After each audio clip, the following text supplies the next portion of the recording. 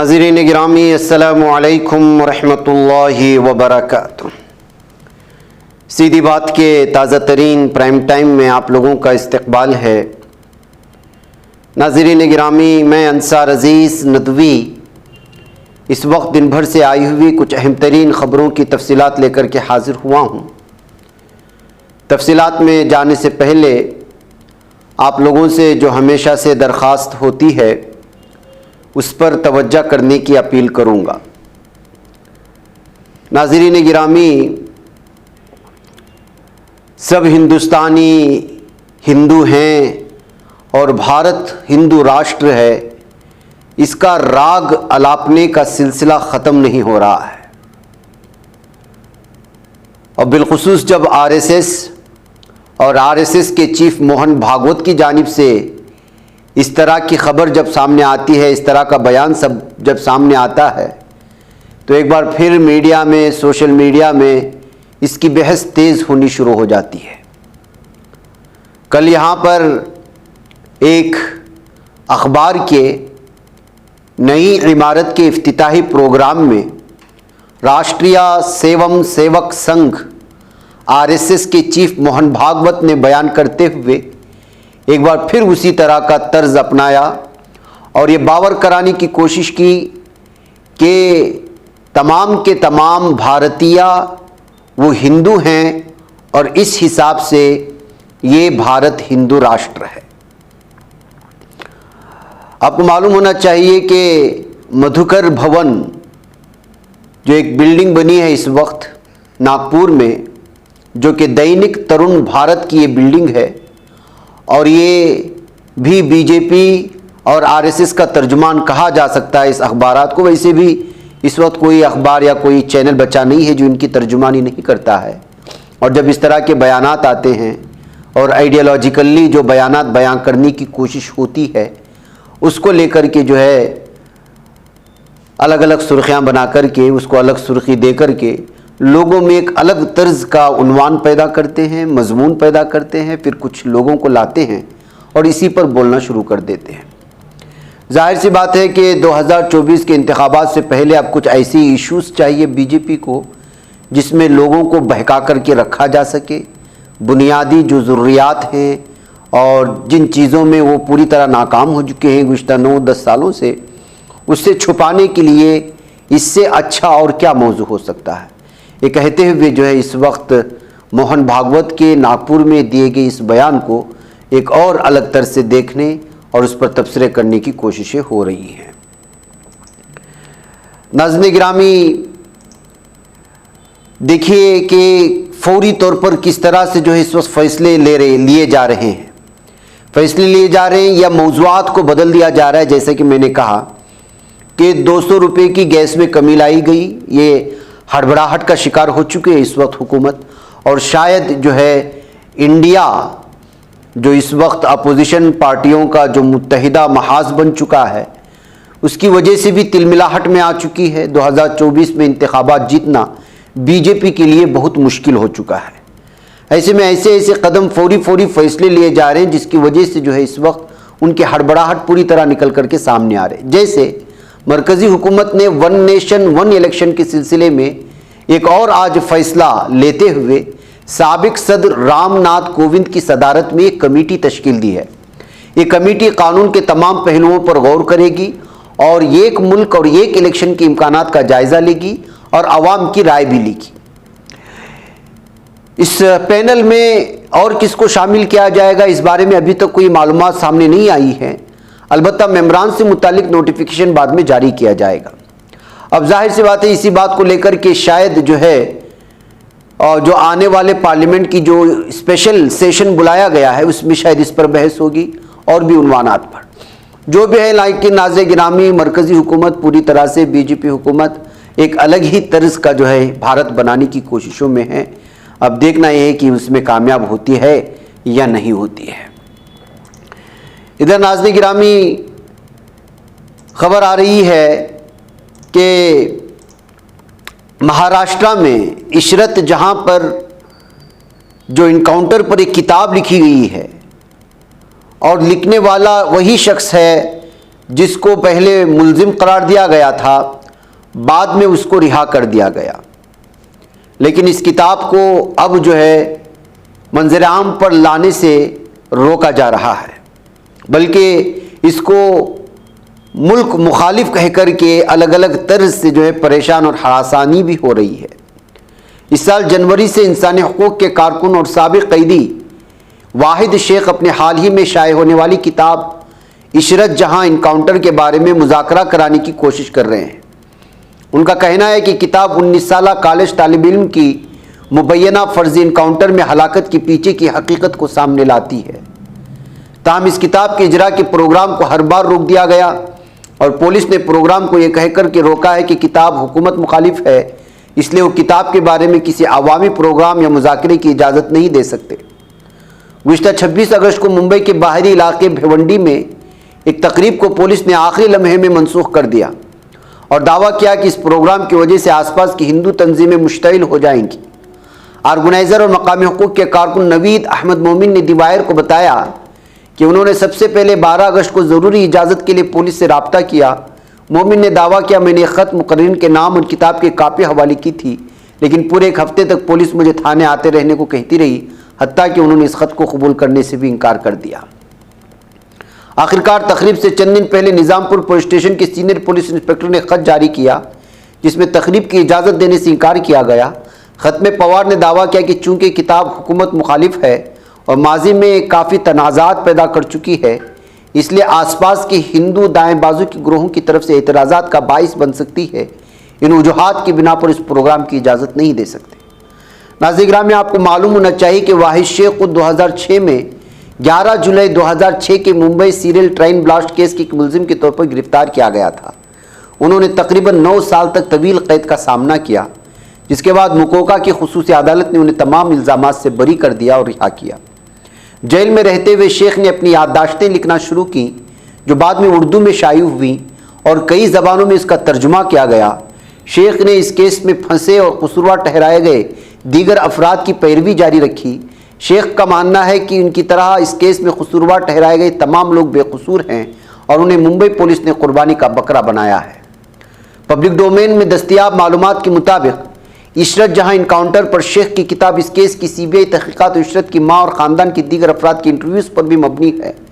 लेकिन जाहिर सी बात है कि ये किताब क्यों करके जिसमें हक़ाइक़ सामने आ रही हैं, पुलिस की जो साजिशें हैं, किस तरह फंसाया जाता है और इसमें किस तरह इंतज़ामिया काम करती है, उनको किस तरह सपोर्ट मिलता है, जब ये चीज़ें मंजर आम पर आएंगी तो पुलिस की थूथू होगी और इंतज़ामिया की।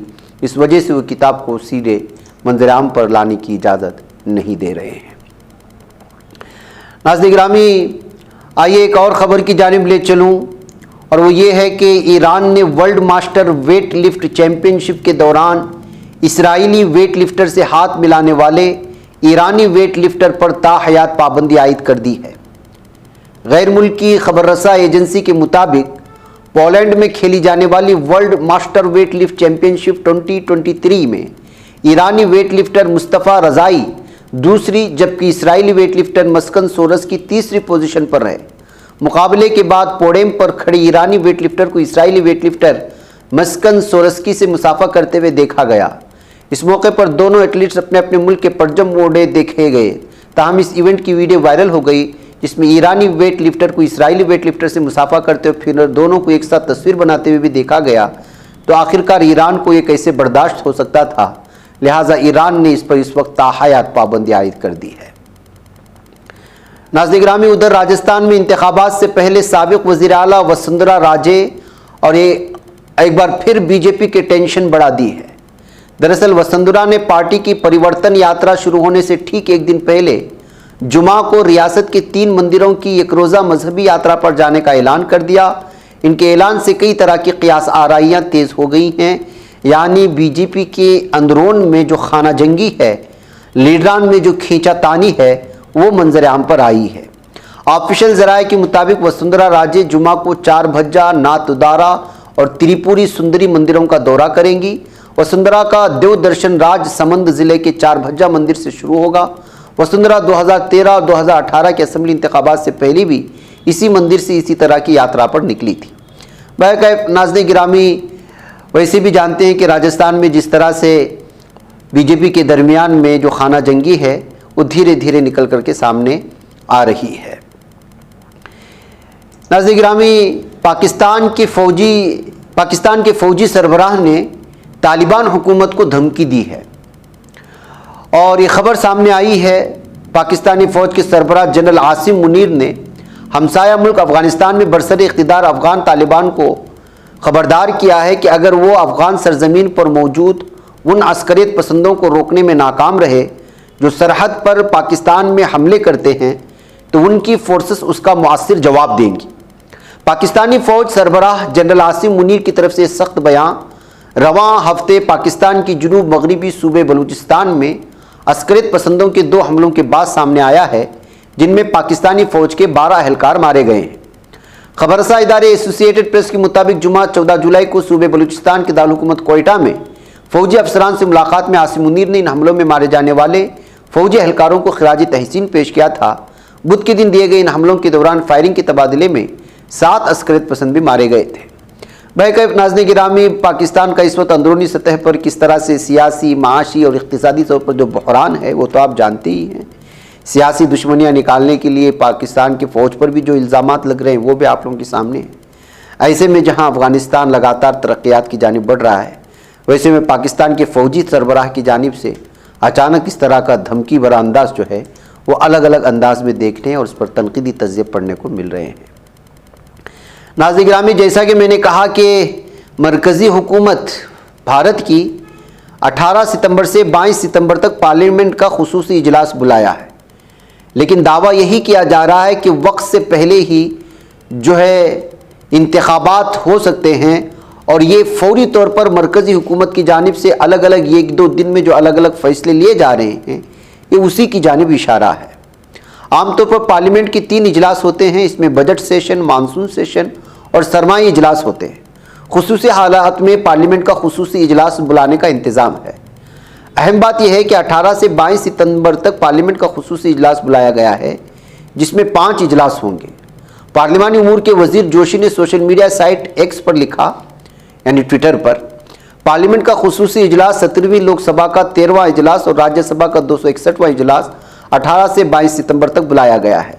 पार्लियामेंट के खुसूसी इजलास के एजेंडे के बारे में सरकारी तौर पर कुछ नहीं कहा गया।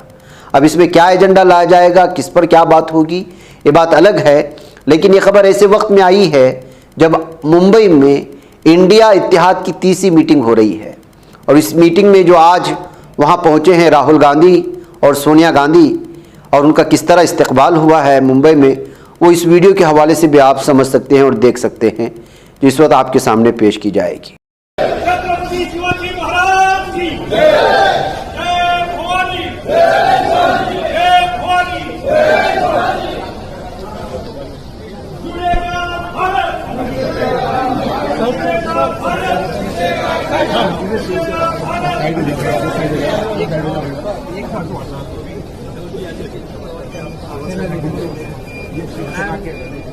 Thank you for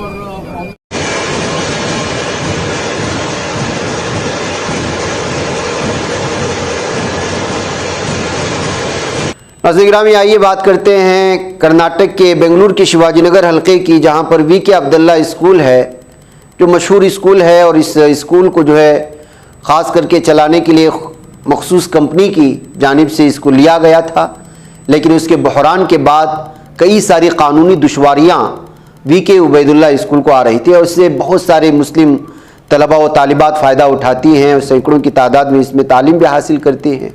ऐसे में अगर कोई सरकारी जो है अलग अलग तरह की रुकावटें आती हैं तो परेशानी होती। इसी मसाइल को हल करने के लिए एजुकेशन मिनिस्टर से जो है, जो मधु बंगारप्पा हैं, उनसे मुलाकात की है।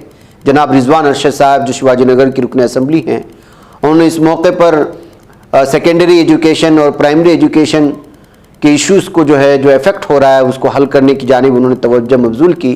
उन्होंने ख़ुद जो है इस तरह की तस्वीरें वगैरह शेयर करके इन बातों की इत्तिलात फराहम की है और मधु बंगारप्पा की जानिब से, जो एजुकेशन मिनिस्टर हैं, उनकी जानिब से कीन दहानी करवाई गई है कि इन मसाइल को हल किया जाएगा। नाज़रीन गिरामी, दिल्ली में जो है G20 समिट 2023 की तैयारियां जारी हैं, ज़ोरों शोरों से जारी हैं। जाहिर सी बात है कि इसमें कई ममालिक के नुमाइंदे शामिल होंगे, तो ऐसे में उनकी सिक्योरिटी का ख़ास करके ख्याल रखा जाएगा। और इस दरमियान में जो है यूँ महसूस करें कि पूरी दिल्ली पर जो है वो काबी नज़रें रखी हुई जाएंगी, वो फ़िज़ाई तौर पर भी ज़मीनी सतह पर। इसलिए सिक्योरिटी गार्ड्स को ख़ास करके जो है इस वक्त ट्रेनिंग किया जा रहा है कि किस तरह दहशतगर्दाना हमला वगैरह में किस तरह हो सकता है। उसके एक ट्रेनिंग की एक वीडियो इस वक्त सामने आई है, इसको आप देख सकते हैं।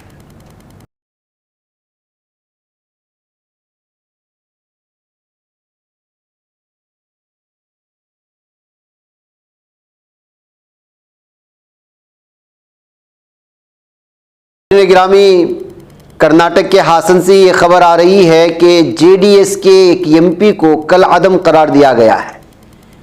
जी हाँ नाज़रीन गिरामी, इलेक्शन के मौके पर जो हलफनामा पेश किया जाता है, उस हलफनामे में झूठी और फेक जो इंफॉर्मेशन फ्राहम करने का इल्ज़ाम लगाते हुए हाईकोर्ट ने आज प्रज्वल रेवन्ना, जो कुमारस्वामी के बड़े भाई हैं, उनके लड़के जो हासन से एमपी है, उनकी इस रुकनीत को ख़त्म कर दिया है, कल अदम करार दिया है। इल्ज़ाम लगाया है कि इन पर जो है मुख्तलिफ़ किस्म के इल्ज़ामात हैं, बदउनवानी के भी, और जो है जो इलेक्शन के लिए हलफनामा दाखिल किया गया था उसमें गलत इंफॉर्मेशन दिए गए थे। तो जेडीएस के लिए एक बहुत बड़ा झटका है इस वक्त, जो इस वक्त हाईकोर्ट के ज़रिए से दिया गया है कि उनके हासन की एक एमपी को इस वक्त जो है कल अदम करार दिया गया है, यानी कि उनकी रुकनीत को ख़त्म कर दिया गया है। बैक नाज़रीन गिरामी, मुझे यहाँ पर इजाज़त दें। अस्सलामु अलैकुम रहमतुल्लाहि व बरकातहू। ये बच पाता है कोई सहाफ़ी की निगाहों से, मिलाता है ये लोगों को मोहब्बत की पनाहों से। करम और दर्द मंदी का है एक संसार, सीधी बात। अज़ीमत जुर्अतो हिम्मत का है इज़हार, सीधी बात। अज़ीमत जुर्अतो हिम्मत का है इज़हार, सीधी बात। ये चैनल हक निगर बनकर कुचल देता है फितनों को।